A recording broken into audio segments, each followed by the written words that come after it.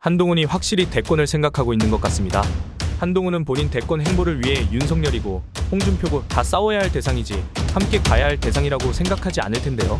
그래서인지 페이스북을 통해 홍준표와 윤석열을 싸잡아 저격한 것으로 해석하는 글을 올렸습니다. 그동안 홍준표가 매일같이 저격했음에도 꾹 참고 있던 가볍디 가벼운 한동훈이 올해도 버텼습니다. 한동훈은 저는 무슨 일이 있어도 여러분을, 국민을 배신하지 않을 겁니다라고 말한 것인데요. 또 정치인이 배신하지 않아야 할 대상은 여러분, 국민뿐이라며 잘못을 바로잡으려는 노력은 배신이 아니라 용기이다. 누가 저에 대해 그렇게 해준다면 잠깐은 유쾌하지 않더라도 결국 고맙게 생각할 것이다. 그게 우리 공동체가 제대로 작동하는 방식이라고 덧붙였습니다.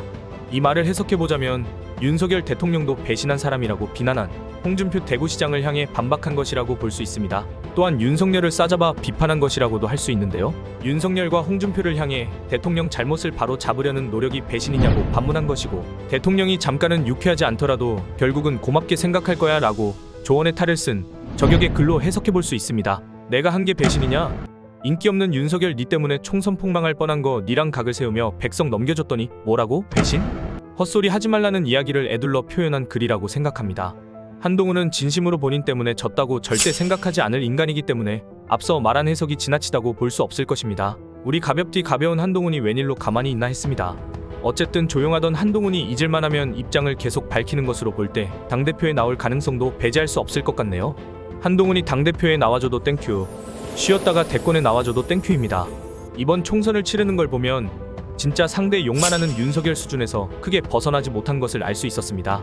내용도 없고 전략도 없고 그저 상대 욕만 하는 정치인이 무엇을 할 수 있겠습니까?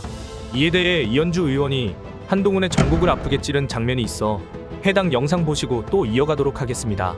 패배 원인이 한동훈이다 이렇게 돌리기는, 왜냐면 이제 야당분 1차는 1등은 이제 윤석열 대통령. 그러니까 야당분들한테 여쭤보면 다 윤석열 대통령 덕분에 당선됐다는 분들이 많으시더라고요. 그래서 윤석열 승리의 대통령이 1등이고요. 네. 그런데 한동훈 위원장이 윤석열 대통령을 뛰어넘지 못한 것도 맞죠. 그러니까 패배 책임 역시 종속 목표에 있다. 변수란 얘기예요. 그러면 뒤로 물러났다가 본인이 종속 변수라고 판명이 됐잖아요. 이번 결과를 네네. 보면 본인의 색깔로 그것을 뛰어넘지 못했다는 건데, 지금 이대로 가면 차기 대선 주자 야당, 그러니까 여당에서 차기 대선 주자는 윤석열 대통령을 뛰어넘지 못하는 사람이 될 수 있을까요? 그죠? 근데 이런 기조 그대로 가갖고 될까요? 아니, 의원도 아닌 상황에서 한 1, 2년 이상 쉬게 되면 아예 존재감 확 그냥 없어지는 거 아니에요? 그런 문제도 있죠. 네. 그러니까 그것도 선택의 문제죠. 네. 한동훈의 선택의 문제다. 네네. 그 이제 결과도 본인이 책임지는 그렇죠. 거예요. 네. 조언을 하신다면 그래도 좀 쉬었다 패장이니까 오게 낫다. 쉬었다가 나중에 나와라. 이렇게. 그러니까 어쨌든 막판에 보면 네. 한동훈 위원장도 마음이 조급해져가지고 맞아요. 말이 막 나오더라고요. 보니까.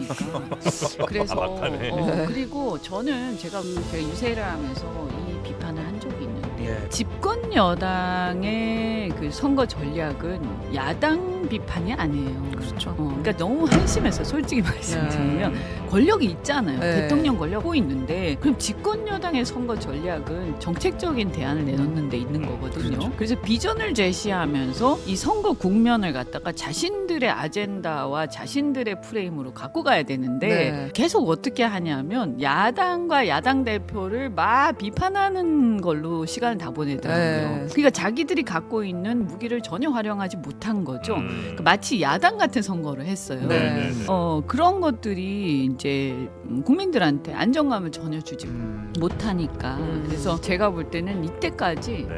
여당이 저런 식으로 선거하는 것은 네. 정말 이렇게 보기 드문 일이다. 보기 드문 일이고, 네. 윤석열 대통령도 그러셨어요. 아하. 근데 그분도 계속 대통령을 하고 있는데 자신이 권력이 있어요. 네. 그러면 난 이런 걸 하겠어라고 하면서 자신이 이슈를 끌고 가야 되는데 네. 그게 아니고 계속 야당 대표와 야당을 계속 핍박하면서 비판하고 그러면서 국면을 끌고 간다. 그러니까 국민들이 볼 때 어떻게 보이냐, 두 가지 결과가 나타났어요. 국민들이 볼 때 뭘 하려고 하는 거지? 이때까지 뭐 한 거지? 앞으로 뭘 할 거지에 대한 그림이 전혀 없어요. 네네. 이번 총선의 1등 공신이 대파와 무능한 윤석열 대통령이라고 하더라도 한동훈의 이상하고 허접한 선거 전략에 대해서는 한동훈 스스로가 책임져야 할 사안입니다. 목련이 필 때쯤 김포가 서울이 될 것이라는 거짓선동을 비롯하여 여러 막말들은 정말 한심한 수준이었습니다. 여당 대표격인 비상대책위원장이 민생이나 공약 경쟁보다 야당이 나쁘다는 소리만 100일 내내 한 인간입니다. 얼마나 무능합니까? 그런데 이런 자에게 보수 지지층들은 희망을 걸고 있다는 게 진짜 대한민국에는 보수가 없다는 생각을 해봅니다. 어쨌든 모습을 완전히 숨겼던 정치적 하수 한동훈이 이제 홍준표의 말싸움에 참전을 하였으니 이제 홍준표도 가만히 있지 않겠죠? 현재 대통령 지지율이 박살나고 사실상 대드덕 상황에서 보수의 처참한 분열은 시작이라고 할 수 있겠습니다. 어떻게 자멸하는지 지켜보도록 하죠.